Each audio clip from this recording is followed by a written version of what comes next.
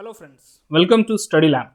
आज हम current affairs के कुछ मल्टीपल चॉइस क्वेश्चंस देखेंगे जो कि आपकी यूपीएससी, एसएससी, आईबीपीएस जैसे एग्जाम्स के लिए काफ़ी हेल्पफुल साबित होंगे। तो आइए चलते हैं, हम एक एक करके इन क्वेश्चंस को देखते हैं।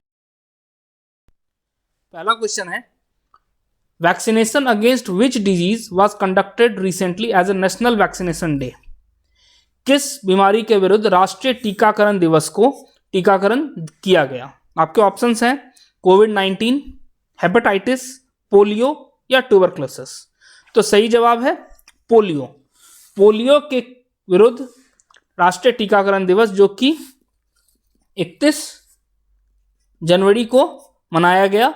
तो राष्ट्रीय टीकाकरण दिवस को के दिन पोलियो की टीका दी गई और पोलियो के टीकाकरण की शुरुआत इस दिन की गई भारत में। कोविड-19 की अगर बात करें तो कोविड-19 ये काफ़ी चर्चा में है। क्यों? क्योंकि पूरा 2020 इसके चपेट में रहा। कोविड-19 वास्तव में एक फैलने वाली बीमारी है। ये एक सार्स का प्रतीक है, सार्स का ही रूप है ये, सीवियर एक्यूट रेस्पिरेटरी सिंड्रोम, जिसमें कि सांस लेने में तकलीफ होती है। तो ये फैलता जो है ये SARS-CoV-2 SARS-CoV-2 नाम के वायरस से ये फैलता है। सबसे पहले इसके प्रेजेंस कहाँ पाया गया? चाइना के वुहान में पाया गया और उसके बाद से ये पूरे विश्व में फैल गया। हेपेटाइटिस की अगर बात करें तो ये भी एक वायरल डिजीज है, ये भी वायरल डिजीज है। कोविड-19 भी वायरल डिजीज है। पोलियो भी एक वायरल डिजीज है, पोलियो भी वायरल डिजीज है। पोलियो का वायरस का नाम भी पोलियो वायरस ही है। पोलियो के वायरस का नाम भी पोलियो वायरस है। भारत में 1995 में ये शुरू किया गया। सबसे पहले पोलियो के लिए टीका देने की शुरुआत 1995 में भारतीय सरकार ने शुरू किया और उसके बाद 2014 में भारत को पोलियो से मुक्त घोषित किया गया। WHO ने पोलियो से मुक्त भारत को घोषित किया। अगर ट्यूबरक्लोसिस की बात करें तो ट्यूबरक्लोसिस के खिलाफ जो वैक्सीनेशन दी जाती है उसे BCG कहते हैं। BCG इसका फुल फॉर्म है, ये काफ़ी सवालों में पूछता है, बैसिलस कैलमेट गुएरिन।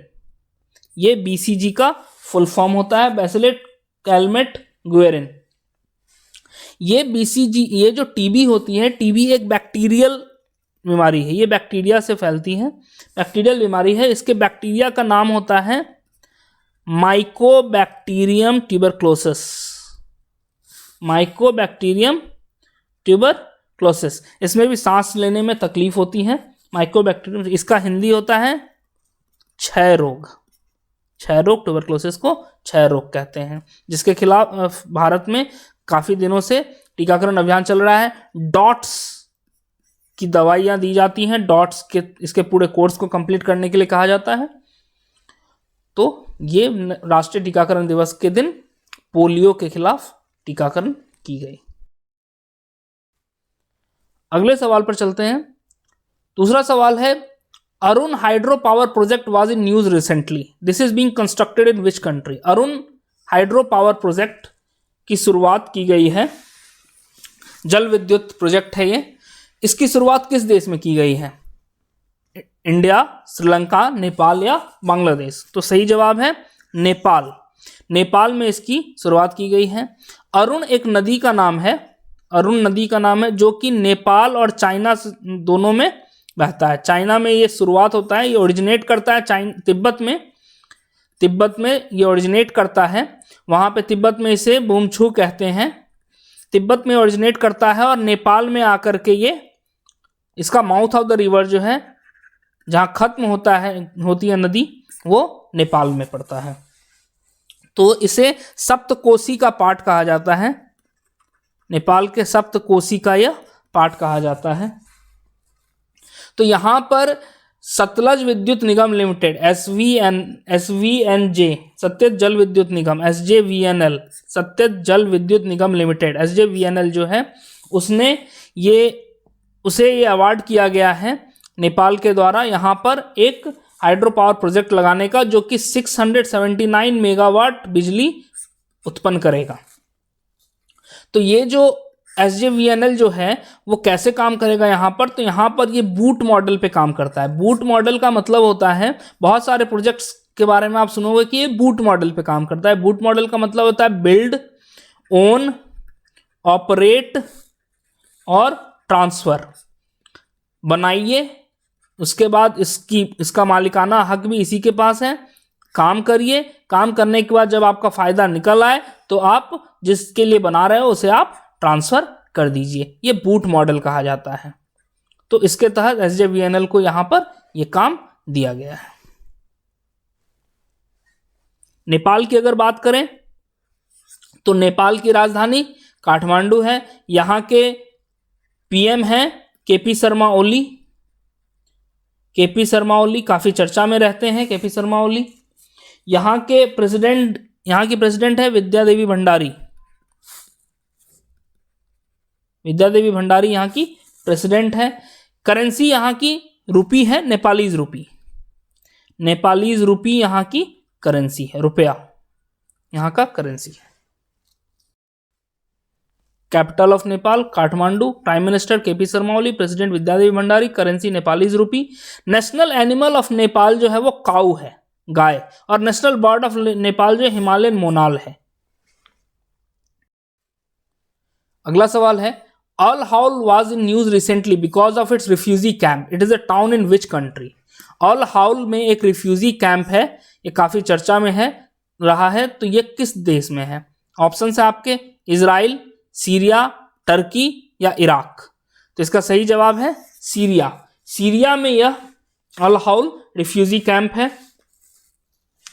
यहाँ पर काफ़ी सीरिया जो है वो काफ़ी चर्चाओं में इसलिए रहता है, यहाँ पर काफ़ी ह्यूमन राइट, मानवाधिकार के खिलाफ काफ़ी सारी घटनाएं हुई हैं, जिसकी वजह से ये काफ़ी चर्चा में रहता है। सीरिया की अगर बात करें तो यहाँ के प्रधानमंत्री हुसैन अरनौस हैं।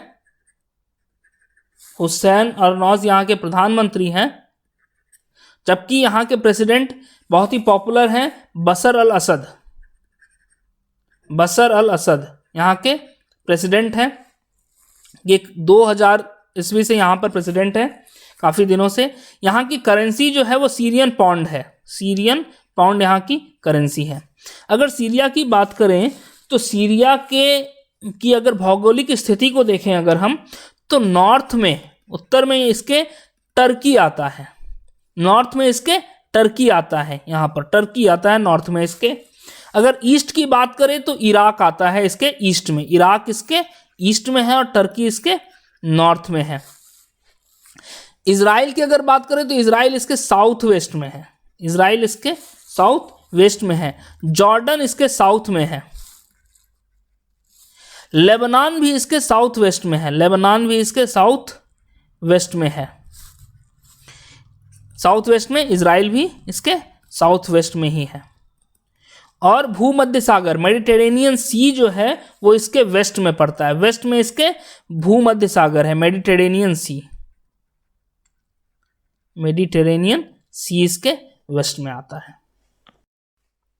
कैपिटल दमस्कस है। प्राइम मिनिस्टर हुसैन अरनौस है। प्रेसिडेंट बशर अल असद है और करेंसी सीरियन पाउंड है।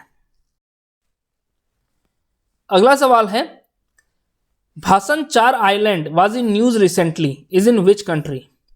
भाषण 4 आइलैंड जो है यह कहां पर है? आपके ऑप्शंस हैं नेपाल, म्यांमार, बांग्लादेश या श्रीलंका। तो इसका सही जवाब है बांग्लादेश। बांग्लादेश में ये आइलैंड है। ये दरअसल ये आइलैंड जो है ये बांग्लादेश के पास बे ऑफ बंगाल में है। बांग्लादेश के पास यहाँ पर अगर देखें तो छोटा सा यहाँ पर बे ऑफ बंगाल के पास यहाँ पर ये छोटा सा आइलैंड है। ये आइलैंड क्यों चर्चा में है? क्योंकि जो म्यांमार से जो रोहिंग्या निकले थे तो वो रिफ्यूजी लिए थे बांग्लादेश में। तो बांग्लादेश में एक जगह है, एक सिटी है कॉक्स बाजार। कॉक्स बाजार एक सिटी है। वो कॉक्स बाजार में ये लोग सभी आकर के यहाँ पर रुक गए थे। तो अब बांग्लादेश की सरकार ने यह फैसला लिया है कि ये कॉक्स बाजार से हटा करके इन्हें यहाँ पर विस्थापित किया जाए। तो 1 लाख लोगों को, 1 लाख रोहिंग्या रिफ्यूजी को यहाँ पर विस्थापित करने की बात कही गई है। इसके खिलाफ पूरे अंतर्राष्ट्रीय स्तर पर काफ़ी विरोध हो रहा है, क्योंकि ह्यूमन राइट्स वॉच जो एक एजेंसी है, NGO है, ये ह्यूमन राइट्स वॉच जो कि मानवाधिकार के लिए काम करती है, इसकी ह्यूमन राइट्स वॉच की जो मुख्यालय है वो न्यूयॉर्क में है। तो ये इसने कहा है, इसके अनुसार ये बहुत ही बड़ा डिजास्टर होने वाला है कि यहाँ से सभी रोहिंग्याओं को कॉक्स बाजार से इस आइलैंड पर भेजा जाएगा। म्यांमार की अगर बात करें तो म्यांमार अभी काफ़ी चर्चा में है, क्योंकि वहाँ पे सैन्य तख्तापलट मिलिट्री कूप किया गया है, तो इस वजह से ये काफ़ी चर्चा में है। तो यहाँ के रोहिंग्या मुसलमान बांग्लादेश आए थे और बांग्लादेश ने इनको यहाँ से हटा करके, रोहिंग्या में सिर्फ मुसलमान ही नहीं और भी लोग थे, तो इनको हटा करके यहाँ पर 1 लाख लोगों को यहाँ पर विस्थापित किया जाएगा। अगर हम बांग्लादेश की बात करें तो इसकी राजधानी ढाका है और इसकी प्रधानमंत्री शेख हसीना है, जबकि इसके राष्ट्रपति अब्दुल हमीद है। 2021 जो है वो बांग्लादेश के लिबरेशन का, आज़ादी का 50वां साल है, जिस साल की वह पाकिस्तान से आज़ाद हुआ था 1971 की भारत पाकिस्तान युद्ध के बाद। Capital of Bangladesh Dhaka, prime minister Sheikh Hasina, president Abdul Hamid, currency जो यहाँ की वो टका है। अगला सवाल है, START nuclear treaty has been extended recently, it is an agreement between which two nation. एक ट्रीटी है, एक संधि है जो कि न्यूक्लियर संधि है, परमाणु संधि है। ये परमाणु संधि जो है वो किन 2 देशों के बीच में ये है? START nuclear treaty. Start option है आपके यूएस और जापान, यूएस और चाइना, चाइना और रसिया, या यूएस और रसिया। तो सही जवाब है यूएस और रसिया। यूएस और रसिया के बीच में 80 के दशक में ही, 1980 के दशक में ही एक ट्रीटी की गई थी, जिसमें कि निःशस्त्रीकरण के लिए, डिसआर्मामेंट के लिए ये ट्रीटी की गई थी। डिसआर्मामेंट के लिए किस चीज़ की डिसआर्मामेंट? तो न्यूक्लियर वेपन्स की, जो परमाणु हथियार हैं उनके निःशस्त्रीकरण, डिसआर्मामेंट के लिए ये ट्रीटी की गई थी। ये ट्रीटी बाद में स्टार्ट 1 के नाम से भी आगे बढ़ाई गई और 2010 में अप्रैल 2010 में इस ट्रीटी को, स्टार्ट 1 ट्रीटी को फिर से साइन किया गया, जो कि 26 जनवरी 2011 से लागू हुआ था, जबकि अमेरिका के और रसिया दोनों के संसदों में यह पास हुआ था। उसका 26 जनवरी 2011 से इसे लागू किया गया था। फिर वह 2016 के 5 फरवरी को यह फिर से दोबारा से इसे एक्सटेंड किया गया और 2021 के 5 फरवरी को यह चूंकि खत्म होने वाला था, इसीलिए उससे पहले इस ट्रीटी को आगे बढ़ाया गया।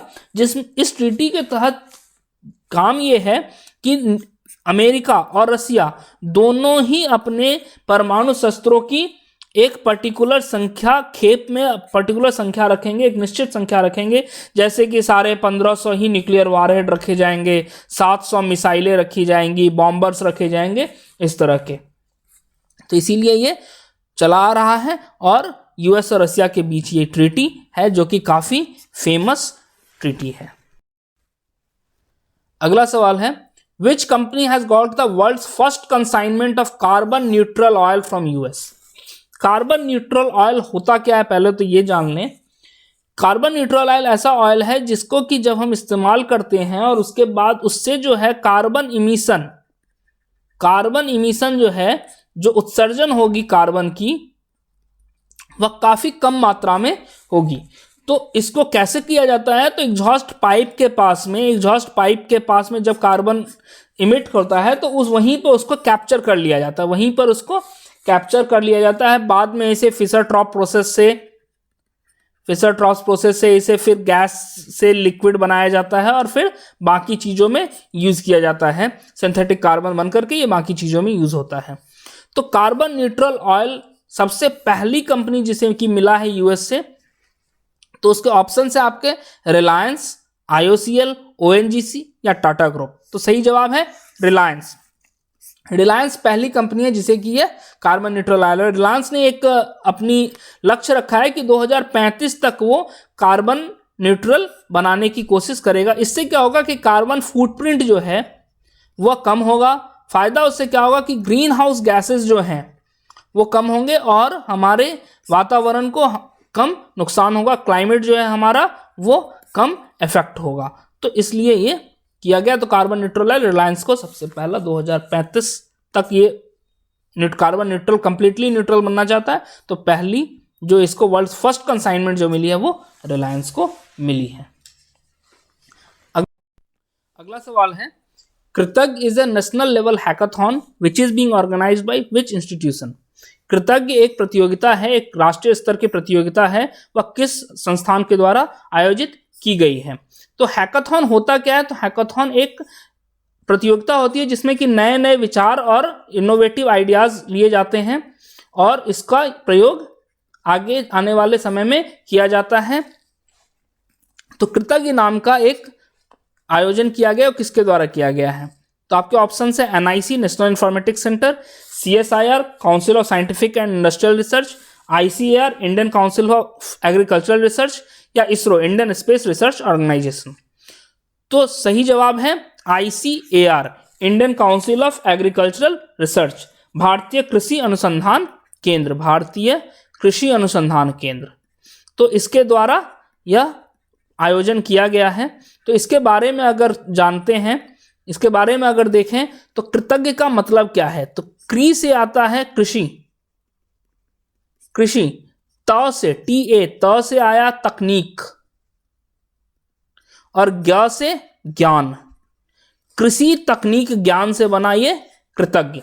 तो इसमें इसका आयोजन क्यों किया गया है? ताकि नए नए जो कृषि से संबंधित, कृषि या कृषि से संबंधित जितने भी क्षेत्र हैं उनमें नया नया नवाचार आए, नए नए इनोवेटिव आइडियाज आए, उसके लिए ये आयोजन किया जाता है। आईसीआर की अगर बात करें तो इसके जो डीजी हैं, अभी जो चेयरमैन है इसके, वो हैं त्रिलोचन मोहापात्रा, त्रिलोचन मोहापात्रा, और इसका हेडक्वार्टर जो है, मुख्यालय जो है वो नई दिल्ली में है। तो ये कृषि तकनीक ज्ञान को कृतज्ञ कहा गया। अगला सवाल देखते हैं। Vembanad lake was seen in news recently, this lake is in which state. Vembanad lake की चर्चा कुछ दिनों पहले हुई थी, यह किस राज्य में है? आपके ऑप्शंस हैं केरला, कर्नाटका, लक्षद्वीप या गोवा। तो कौन सा ऐसा राज्य या केंद्र शासित प्रदेश है जहां की यह लेक है? तो इसका सही जवाब है केरला, केरला में यह लेक है। वेम्बनाड लेक की चर्चा क्यों हुई थी? क्योंकि कुछ दिनों पहले ही वेम्बनाड लेक के बारे में प्रधानमंत्री मोदी ने अपनी मन की बात में इसकी चर्चा की थी कि यह काफ़ी दूषित हो गया था और यहाँ के एक निवासी, केरला के एक निवासी ने इसे धीरे धीरे करके काफ़ी दिनों से इसकी सफाई करते आ रहे हैं। इस कारण से यह चर्चा में आया था। वेम्बनाड लेक के बारे में अगर बात करें, इसकी खासियत के बारे में अगर बात करें, तो केरला की तो ये सबसे बड़ी झील है ही, पूरे भारत में ये लॉन्गेस्ट लेक है, लॉन्गेस्ट लेक इन इंडिया है, लॉन्गेस्ट, पूरे भारत की सबसे लंबी झील है, जो कई जिलों से, केरला की कई जिलों से गुजरते हुए, अगर कई जिलों से गुजरते हुए केरला का अगर देखें तो कई जिलों से गुजरते हुए वो निकलती है। तो यहाँ पर काफ़ी टूरिज्म के लिए काफ़ी फेमस है, बैक वाटर टूरिज्म यहाँ पर होता है। तो बैक वाटर टूरिज्म करने के लिए जो लोग आते हैं वो प्लास्टिक के सामान वगैरह इसमें छोड़ जाते हैं, जिससे कि यह लेक काफ़ी प्रदूषित हो गया है। उसको साफ करने के लिए, उन प्लास्टिक के चीज़ों को हटाने के लिए एक व्यक्ति काफ़ी काम कर रहे हैं। तो उनकी चर्चा प्रधानमंत्री मोदी ने मन की बात में की थी। यह जो लेक है, यहाँ पर नेहरू बोट रेस भी होता है, नेहरू बोट रेस जो होता है वो इस लेक में ही करवाया जाता है। अगर बात करें वेम्बनाड लेक की और बात करें अगर हम, तो ये एक रामासर साइट है, यानी कि एक ये वेटलैंड है और जो कि सेकंड लार्जेस्ट वेटलैंड है इंडिया का, इंडिया का सेकंड लार्जेस्ट वेटलैंड। इंडिया का फर्स्ट लार्जेस्ट वेटलैंड कौन सा है? सुंदरबंस, जो कि बंगाल में, वेस्ट बंगाल में है। तो सेकंड लार्जेस्ट वेटलैंड जो है वो है वेम्बनाड लेक। तो इसमें चूंकि काफ़ी दूषित हो गया है तो उसकी सफाई की जा रही है। तो नेशनल वेटलैंड कंजर्वेशन प्रोग्राम के तहत ये आता है। अगला सवाल देखते हैं। Gobardhan scheme unified portal has been launched by which ministry. Gobardhan scheme यह किस मंत्रालय के द्वारा शुरू किया गया है? ऑप्शन है आपके ministry of agriculture, ministry of petroleum and natural gas, ministry of animal husbandry या मिनिस्ट्री ऑफ जल शक्ति?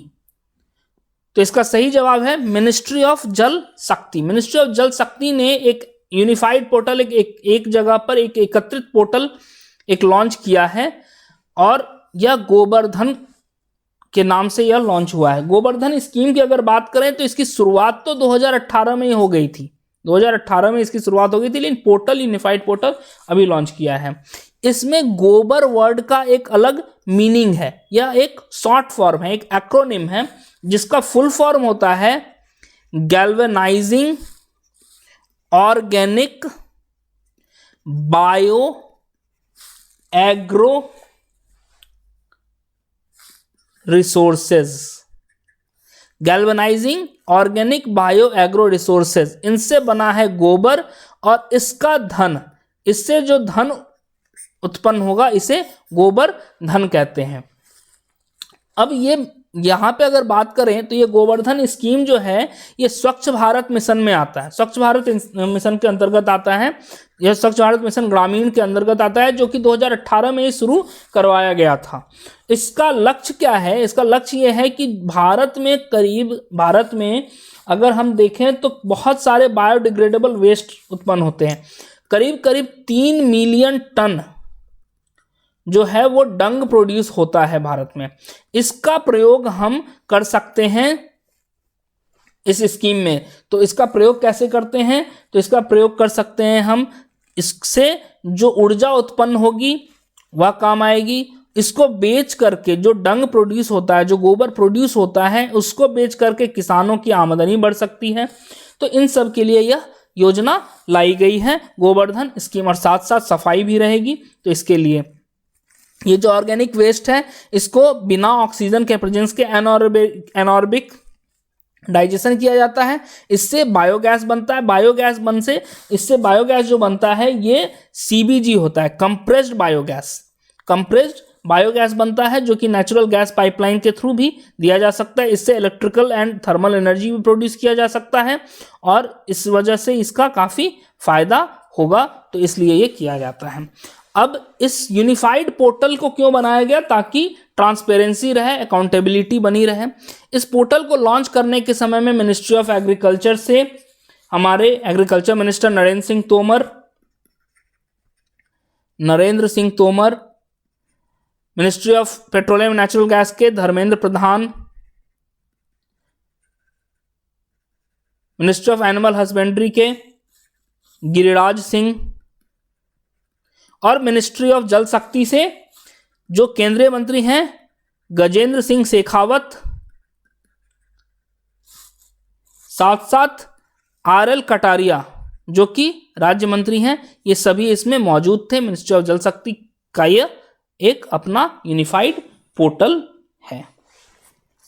इसका लक्ष्य है कि किसानों की आय बढ़ाई जाए।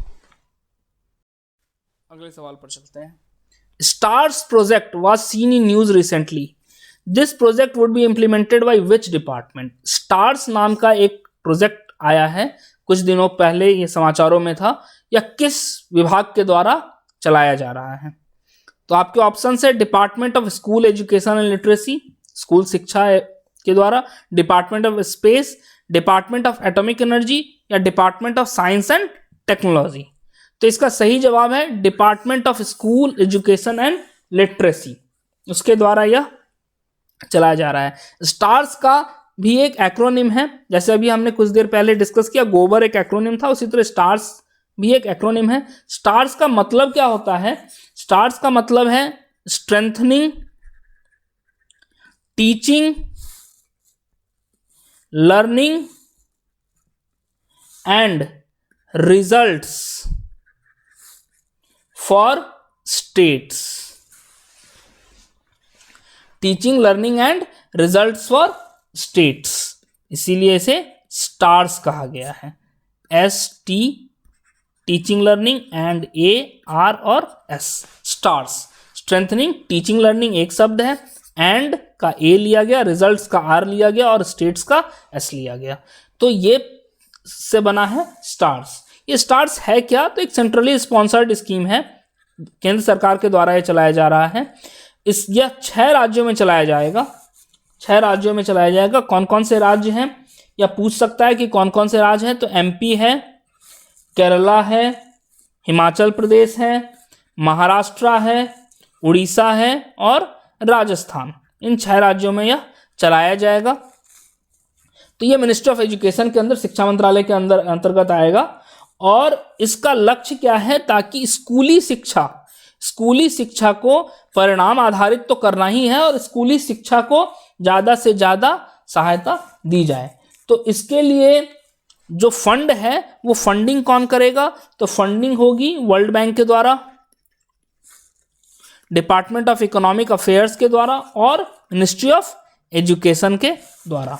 तो इन सब के द्वारा यह फंडिंग की जाएगी। कुल 5,718 करोड़ अभी इसमें देने की बात की गई है, जिसके द्वारा यह स्टार्स परियोजना शुरू की गई है Department of School Education and literacy के द्वारा।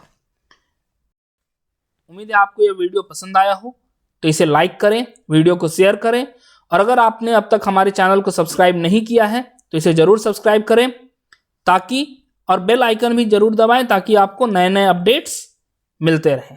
धन्यवाद।